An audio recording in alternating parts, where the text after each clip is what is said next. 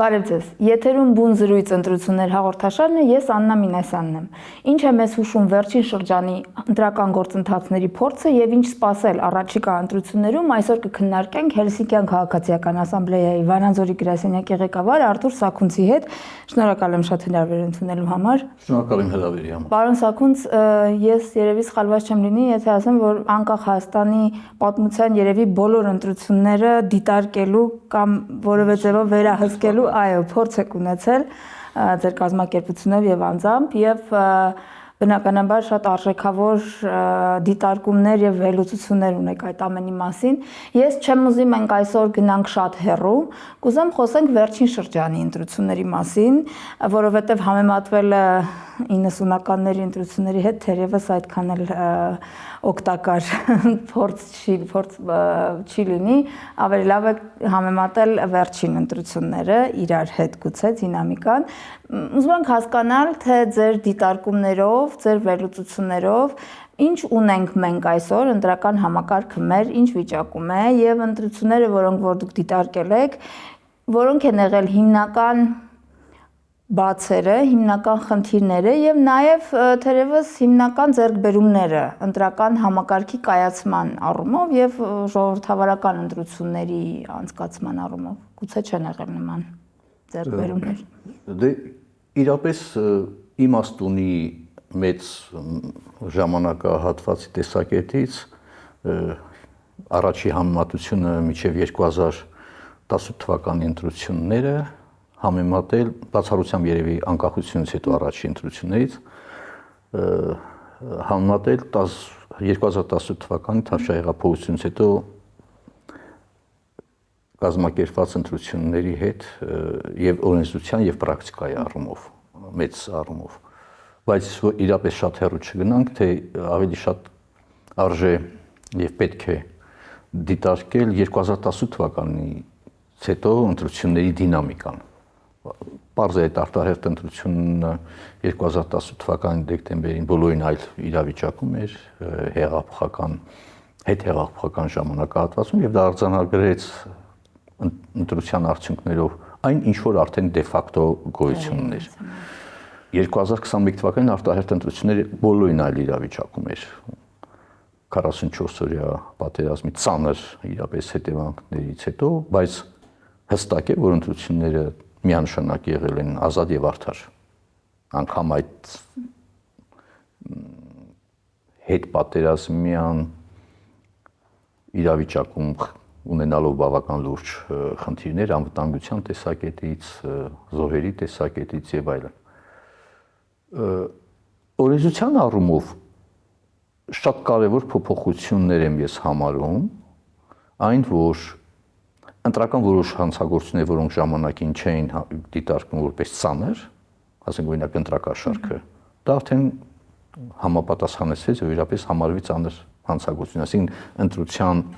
ընտրական օրենսգիրք եւ ընտրական օրենսգիրքով սահմանված որոշակի նորմեր, հա, քրեական եւ վարչական պատասխանությամբ փոխվեցին եւ ամենից կարևորը մասնակցային էր։ Իրապես սա եզակի այն բնագավառներից էր, որտեղ քաղաքասարակության եւ դիտորդական առաքելություն իրականացնողների մասնակցությունը ընտրական օրենսգրքի փոփոխության մեջ կարևոր այդ մասնակցությունը երաշխավորված էր։ Կա մեկ խնդիր, որը մեզ շատ մտահոգում է, դա կուսակցությունների ֆինանսավորման թափանցիկության հարցն է։ Գիտեք, երրորդ անձանց կողմից նախընտրական հիմնադրամներին մինչև կուսակցություն ձևակերպելը նախաձեռնության կողմից իրականացած ֆինանսների հաշվի առնելն է ուրեմն այդ կուսակցության որպես ֆինանսավորման կոնտեքստում, ինչու որովհետև ստվերային փողերը կամ ոչ թափանցիկ ֆինանսները, իսկ լավ գիտենք, որ ֆինանսները մեծ ազդեցություն են, այդ խնդիրը դեռևս մնում է։ Բայց կա մյուս մարտահրավերը, դա վերաբերում է ապատեղեկատվությանը, չնայած շատերը փորձում են կասկածի տակ դնել կամ որակել որպես դա մտածածին։ Խոսքը հիբրիդային սպառնալիքների մասին է, բայց իրականում դա գոյություն ունի։ Այդ հիբրիդային սպառնալիքների դիմագրավման, բայց նախ եւ առաջ ախտորոշման բացահայտման եւ հետո նոր դիմագրավման կարողությունների հարցն է։ Առաջկա ազգային ժողովի ընտրությունների բուն խնդիրը, ես ես պարզ ասեմ, ոչ թե ԿՊԻ կամ ոչ ԿՊԻ կամ արևմտամետ կամ ոչ արևմտամետ, խնդիրը ես այսպես եմ ձևակերպում, հնարավորություն ունենալու ենք պահպանել ժողովրդավարական զարգացման գործընթացը, թե ոչ։ Սա առանցքային է, եւ այդ տեսակետից են, որ հիբրիդային սպառնալիքներ ասածը դառնում են էական նշանակություն ունեցող։ Իհարկե մենք մեկուսված չենք այն իրավիճակում, հա, նկատի ունեմ նաև աշխարհաքաղաքական եւ Մոլդովայի ընտրությունների փորձը հստակ ցույց տվեց, որ իրապես ինչպիսի ռիսկեր կան։ Իդեպ մի բան ասեմ, որ հասկանալ լինի։ Մոլդովայի փորձ ասածը ինքը երկու կողմ ունի։ Մոլդովայում հնարավոր եղավ, որ պրո-կրեմլյան ուժերի այդ ազդեցությունը տարբեր մեթոդներով, դեռ ֆինանսական ա եղել, ապա տեղեկատվություն ա եղել, իդեպ ասեմ նաև Ռումինիայում, բայց Մոլդովայինը շատ առանձին պետք է դիտարկել, որտեղ այն ամենը Մոլդովան հետխորհրդային պետություն է, Ռումինիան Եվրոմիության անդամ պետություն է։ Մոլդովայում հնարավոր եղավ այդ ամեն ինչով հանդերձ, որ կարողացան բացահայտումներ անել, ֆինանսական ապօրինի հոսքեր, ապա տեղեկատվության աղբյուրները, բայց արդյունքների վրա էական նշանակություն ունեցավ պետությունից դուրս գտնվող քաղաքացիների ընտրության հաստ։ Եթե այդ ընտրողների քանակը հանենք, ապա կարող ենք ասել, որ Մոլդովայում ձախողվել են։ Որտեղ Մոլդովայում փաստորեն այդ ամբողջ ջանքերով հանդերձ չեն կարողացել դիմագրավել կամ այնպիսի աշխատանք տանել, որպեսզի այդ բացասական գործոնները, նեգատիվ գործոնները ազդեցություն չունենան ընտրողների տրամադրության վրա։ Սա պետք է արձանագրել։ Հետևաբար, երբ որ մենք ասում ենք մոլդովական փորձ, մենք նկատի ունենք, որ ինչը չի հաջողվել, որն է պատճառները, որ չի հաջողվել։ Բայց առավել կարևոր է իշխանության քաղաքականությունը, որտեղ դու ինչքան ուզում ես դիմագրավես, բայց դու պետք է ունենաս վստահության ռեսուրս։ Ամենակարևորը վստահության ռեսուրսն է, ոչ թե դու, այսինքն զուգահեռ եւ պետք է իշխանությունը համոզիչ լինի, որ ինքը ժողովրդավարական փոփոխությունների ջատագովն է։ Իշխանությունը կամ ժողովրդավարական ընդդիմությունը։ Կամ ժողովրդավարական ուժերը։ Այո։ Ես որ խոսում եմ այն գործոնների մասին, որոնք ազդեցություն ունեն հանրային կարծիքի ձևավորման վրա, դրա մեջ ապա տեղեկատվություն, ֆինանսական հոսքերի եւ ոչ թափանցիկ, հա։ Սրանով հանդերձ կարողանալ ախտորոշել, բացահայտել եւ կանխարգելել, բայց դա չի ժողովրդավարություն։ Դա ընդհանրապես ժողովրդավարության դեմ սպառնալիքների դիմագրավման մասին է, բայց ժողովրդավարության բուն էությունը, պատասխանատվությունը կրում է ժողովրդավարական ուժերը։ Այս ժողովրդավարական ուժերի գիտակցումը, որ ինչի այդ գործ ունենք,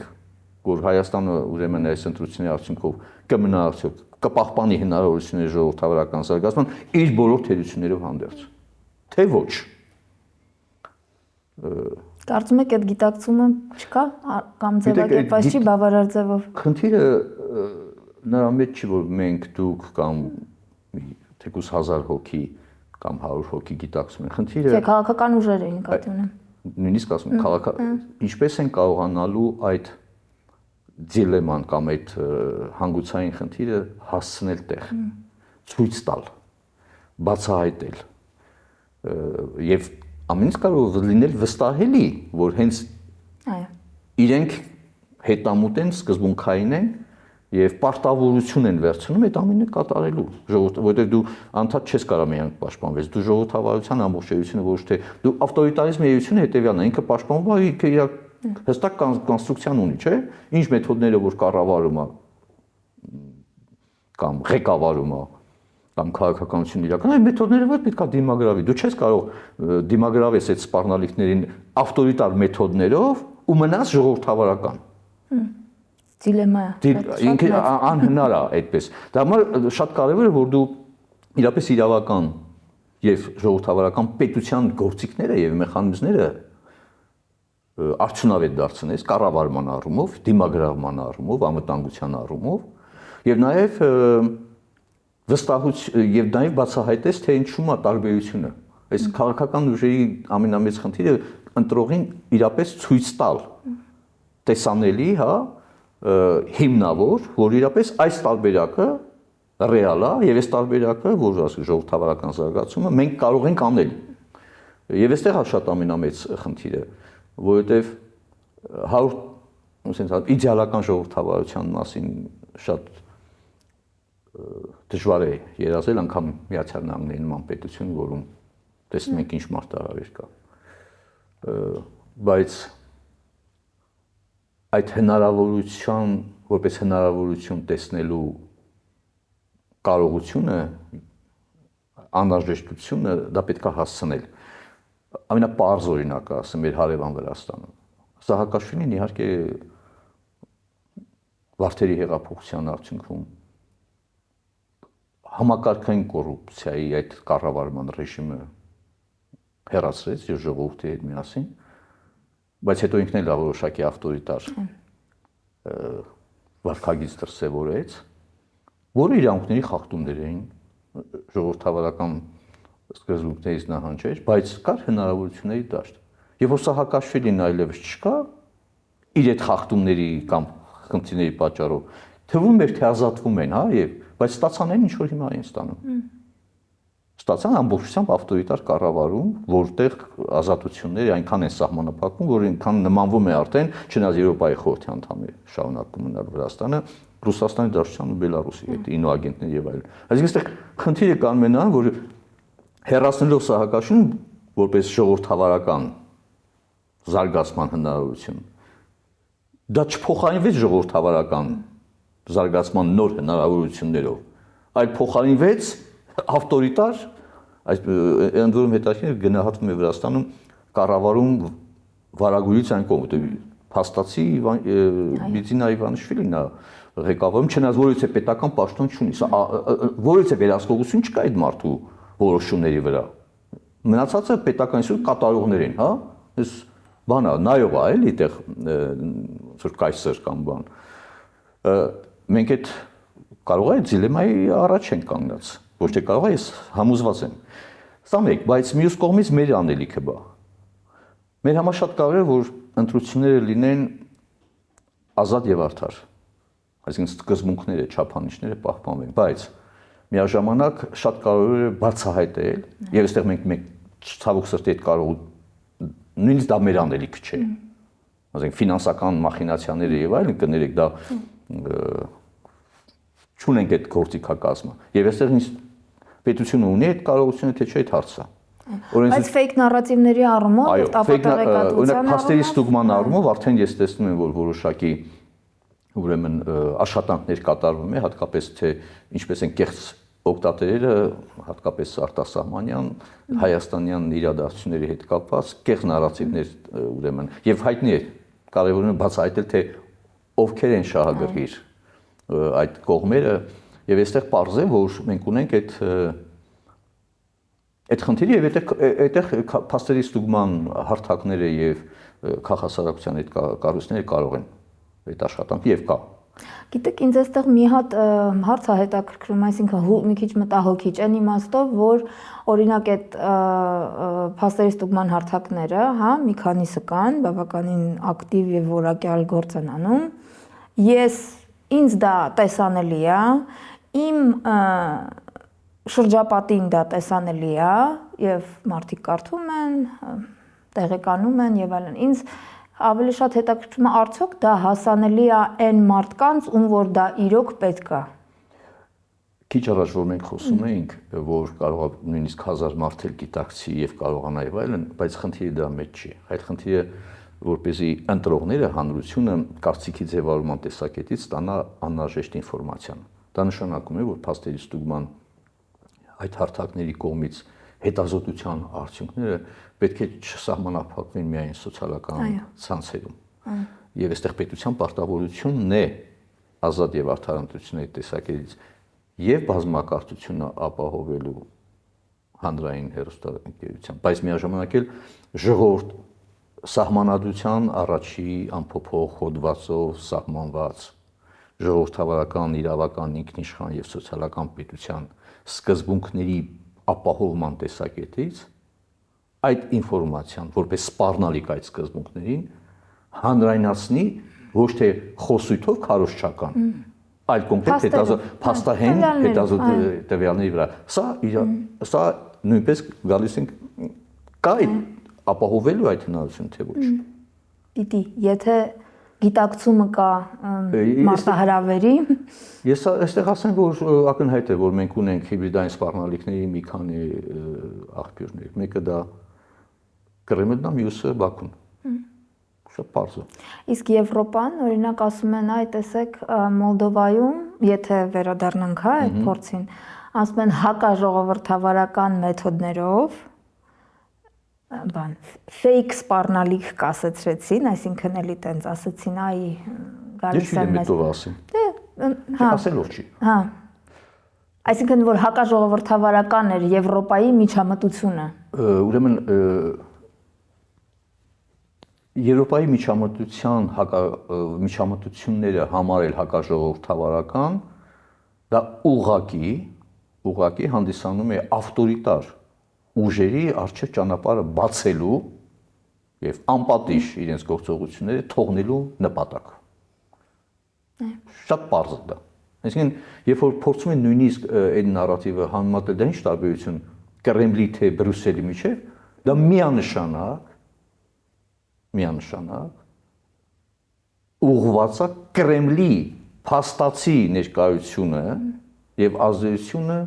անձեռնմխելու թողելու, որտեղ բովանդակային առումով դրանք հավասարացնելը դա կեղծիք է նախ առաջերտին։ Եվ վերջին անգամ ոչ մի անգամ Բրյուսելից չեն ասել մեզ, գիտեք, էս արեք կամ այն արեք։ Բրյուսելից մեզ չեն ասել, բա ինչ եք անդամագրվել Եվրասիական տնտեսական միության, թող ասեն մի հատ։ Նույնիսկ դրանից հետո այդ ընդլայնված համագործակցության պայմանագիրը, չէ, ստորագրվեց։ Այսինքն, բայց հիմա, երբ որ դու փորձում ես, այսինքն եւ ընդունել ես Եվրոմիության հետ ռազմավարական նոր օրակարգը, Կրեմլից ուղղակի սպառնալիքներ են, թե բա ոնց թե։ Սա շատ կոնկրետ է, վարքագծի բովանդակություն եւ բնույթը համադրել, թե մի դեպքում, երբ որ դու մարդկանց հետ բանակցություն ես վարում ու վերջում խաբում ես, թեկուզ վախենալով, բայց քեզ չեն ասում էլի, հա նեղանում են բնականաբար, որովհետեւ խաբելուցով չի նեղանա, բայց մյուս կողմից շարունակում են հետդ աշխատել, այսինքն ասում են դե լավ, այդքան է հնարավորություն, բայց մյուս կողմից քեզ չեն նայում հնարավոր թե հնարավոր չի։ Ես ասում եմ, այսպես պետք է լինես։ Մենք այսպես ենք քեզ ընդունում։ Որ այսպեսին պետք է քո վարքագիծը լինի։ Սա բովանդակության տարբեր գործիքներ եւ մոտեցումներ են հայաստանյան ներքաղաքական օրակարգում։ Արտաքին գործոնները չեն կարող չունենալ որևիցե դեր տարբեր պատճառներով։ Եվ պատերազմի հետևանքները եւ տնտեսական կախվածությունը։ Խնդիրը ոչ թե այդ արտաքին գործոնները վերացնելն է, չես կարող վերացնել միանշանակ այսքան կարճ ժամկետում, բայց այդ արտաքին գործոնների հետ կապված քո վերաբերմունքը ինչպիսին է։ Սա պետք է հստակ լինի։ Դու չես կարող միաժամանակ համ դա իրապես շատ լավ օգտագործում են։ Եվ այս ընտրությունների ժամանակ դա անպայման ամենախոցելի տեղերից մեկը կլինի։ Երբ որ ասում են դու չես կարող համ ԵԱՏՄ-ի կազմակերպես, համ փորձես ինտեգրվել Եվրոմիության հետ։ Շատ ճիշտ հարց է։ Հիմա դու ինչ ես առաջարկում ընտրողին։ Մենք այսպես զուգահեռ մնանք միջև տեսնենք ոնց է, ինչ է լինում, դա ընտրողին դա չի կարող բավարարել։ Այսինքն հստակություն եւ կանխատեսելիություն պետք է, հա։ Եվ մենք խոսում ենք ժողովրդավարության պահպանման հնարավորությունների մասին, ոչ թե ժողովրդավարության հնարավորությունները կասկածի տակ դնելու մասին։ Կասկածի տակ դնողները գիտենք։ Շատ են։ Բայց հնարավորությունները կասկածի տակ չդնելու, պահպանելու միանշանակ կանխատեսելի եւ հստակ մոտեցումը դա առաջնային խնդիր է։ Ազգային ժողովի նախագահը արդեն այս ուղղակի զարմացա, հա, որոշակի այն բառապաշարը, որ օգտագործեց։ Կարծում եք դա էլ էր նախընտրական գուցե։ Իմ կարծիքով դա թե արդեն ուղղակի հասել է ինչ-որ միտեղ, որ դա Կրեմլի իրար հետևից, եթե նայենք ամենօրյա ռեժիմով սկսում են տարբեր պաշտոնատարանցիկ, ընդ որում պաշտոնատար, ոչ թե խոսնակները։ Դե իհարկե Սալավիով այդ եւ այլն դրանք ոնց որ նախերգանքն էին, բայց արդեն պաշտոնական մակարդակով է։ Զախարովա եւ այլն այդ կարծում եմ այդ որոշակի էներգիա էր կուտակվել կամ ինֆորմացիոն բան, որին պատասխան տալու փորձը այս այցելություններ միանգամից մի քանի այդ հարցերին տալ հստակություն եւ այլն, բայց մենք այս պահին ռուսական գազ ենք սպառում։ Մենք այս պահին Ռուսաստանի տնտեսական ապրանքներն ենք նաև ներմուծում, չնայած Ռուսաստանն էլ մեր տարածքն է օգտագործում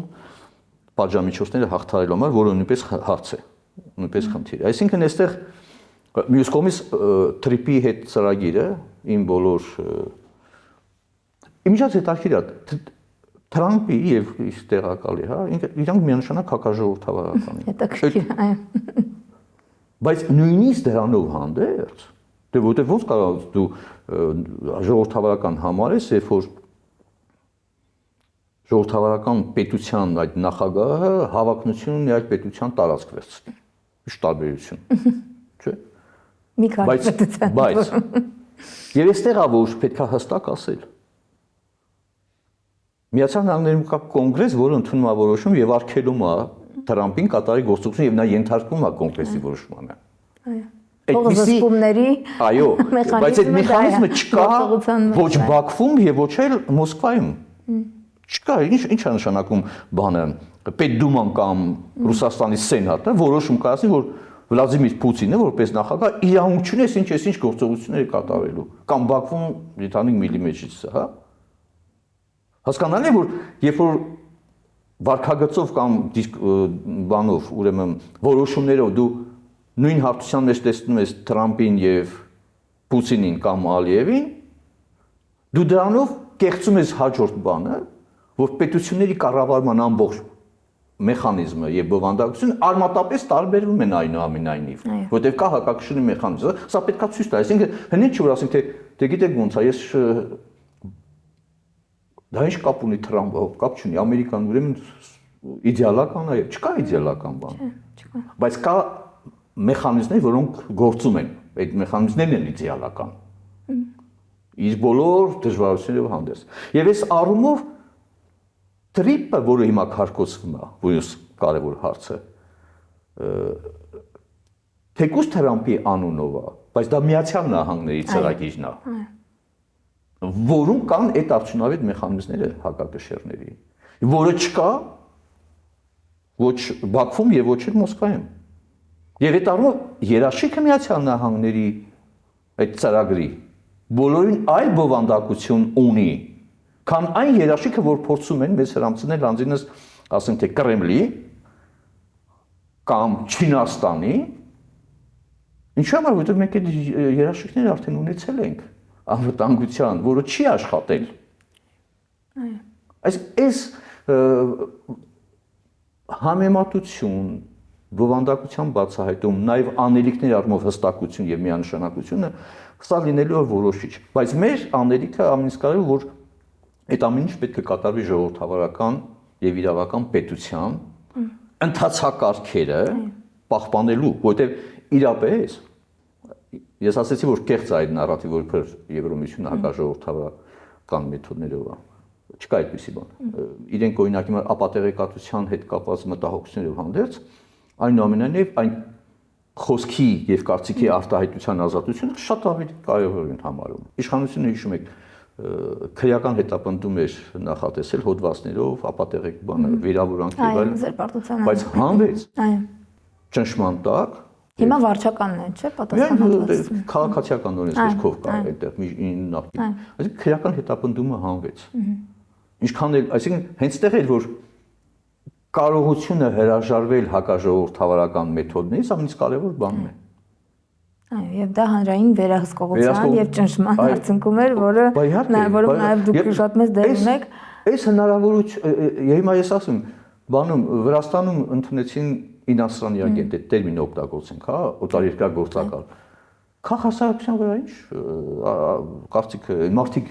միտինգներ են անում, բողոքի ցույցեր, ուշադրություն դարձնող կա։ Այնպես լուսով մեր վրա չէին ուշադրություն դարձնում մինչև 2018 թվականը, չէ՞։ Մեր նկատի ունենք քաղաք հասարակության եւ այլն։ Այսինքն իշխանությունը զգայուն է հասարակական կարծիքի հանդեպ, թե չէ, սա կարևոր ցուցիչներից մեկն է։ Այո, եւ հուսանք, որ կշարունակվի։ Եվ այս հնարավորությունը պահպանվելու է հունիսի 7-ին քվեարկությամբ, թե ոչ, սա առանցքային խնդիրն է, որը մեզ համար գոյություն ունի։ Եվ դրան այդ արդյունքը պետք է նույնիսկ կրկնում ապահովված լինի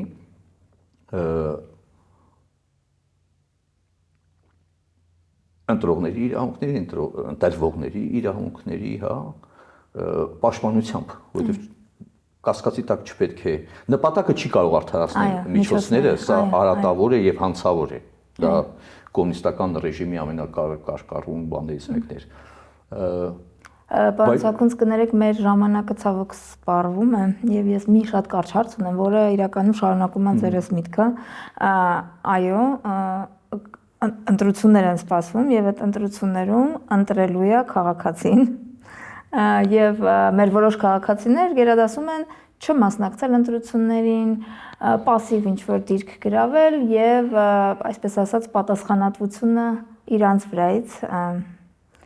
տեղափոխեն այլ անձանց վրա։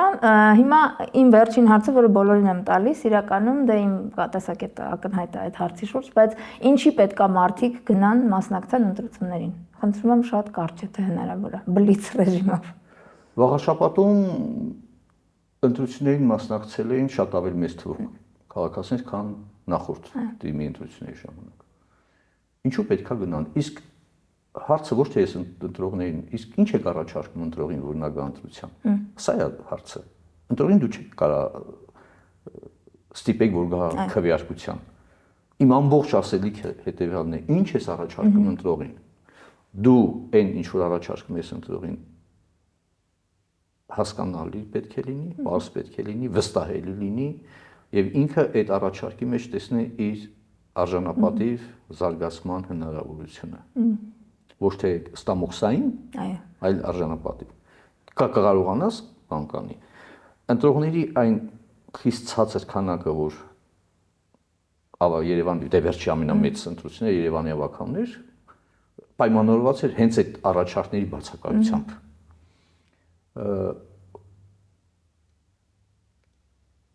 Ընտրողները մի բան պետքա ընտրողները ազատ են գնալու կամ չգնալու։ Բայց եթե նույնիսկ կրկնում տեսնեն այդ արժանապատիվ իդեպ Հայաստանի Հանրապետության քաղաքացիներին ոչ մեկը չասա, որ 2018 թվականին դուրս եկեք բողոքի ցույցերի։ Ինչքան ուզում ասեր։ Հիմա էլ ասողներ կան։ Միշտ է դժգոհ են լինում, չէ՞, սկսում են քաղաքացիներին փնովել, պիտակներ բանը եւ այլն։ Այսինքն պետք է հարգել ընտրողին, կարողություն մտածելու, վերլուծելու կարողություն, որ շատ ավելի բարձր, քան քաղաքական շատ ուժեր պատկերացնում են։ Այո։ Ընտրողի նկատմամբ հարգանքը պետք է լինի առաջնային պլան, որ գործ ունես մարդու հետ, սուբյեկտի հետ, որ շատ լավ էլ հասկանում է, քան դու պատկերացնում ես։ Ավելին, ովքեր որ գտնում են, որ ընտրողը պատկերացնում չի ընդամենը բանա քվեարկողը, այդ անհարգալից վերաբերմունքը շատ լավ էլ ընտրողը գլխի է, հա։ Եվ աշխատում է իրենց դեմ։ Այո, եւ սա է ամբողջ խնդիրը։ Այսինքն մենք, բայց մյուս կողմից էլ հիմա կարող եք ասել, դե բայց այն ամենը եթե չգնալ քվեարկության, հա, կարող են ամեն մեկի կողմնակիցները կան միայն քվեարկության համոզված կողմնակիցները, ուտեղ կարող են որոշ տարբեր գործոններ աշխատեն, չէ՞, ֆինանսական ապատեգով։ Վերջնաշուբային մնացած, որոնք չեն ուզում կամ չեն պատրաստ չեն գնալու ընտրության, ի վերջո նրանց ձայնը որոշիչ է լինելու, այո, որոշիչ է լինելու։ Բայց քվեարկության տեսակետից որոշիչ չի, բայց այն մասնակիցների հարաբերակցության տեսակետից կարող որոշիչ լինի։ Դրա համար ես ընտրողին ոչ մի անգամ երբեք պահանջ չեմ կարող ներկայացնել։ Չէ, պահանջ չեմ պետք։ Իսկ ընտրողը, ես ասեմ, Հայաստանի Հանրապետության քաղաքացիները արդեն 2018 թվական եւ դրանից հետո էլ ցույց են տվել, որ իրենք համոզմունք ունեն եւ այդ իրենց մտածելակերպն ու դիրքորոշումն է, իրենք ակնկալիք ունեն, որ Հայաստանի ապագան միայն ժողովրդավարություն։ Եթե այդ ակնկալիքը չներ, չէին դուրս գա բողոքի ցույցերի։ Սա միանշանակ է։ Ուղղակի ընտրողի հետ պետք է աշխատել ընտրողին պետք է հարգել, ընտրողի հետ կարողանալ ընտրողին լսել, համից կարևոր լսել եւ նաեւ ապահովել, որպեսզի ընտրողը ազատ լինի իր կարծիքները, իր դիրքորոշումը ներկայացնելու առումով։ Շնորհակալություն շատ, պարոն Սաքուն, շատ հետաքրքիր զրույցի համար, ցավոք սպառվեց մեր ժամանակը, բայց հուսամ կշարունակվի այս խոսակցությունը, շնորհակալ եմ։ Ես եմ շնորհակալ։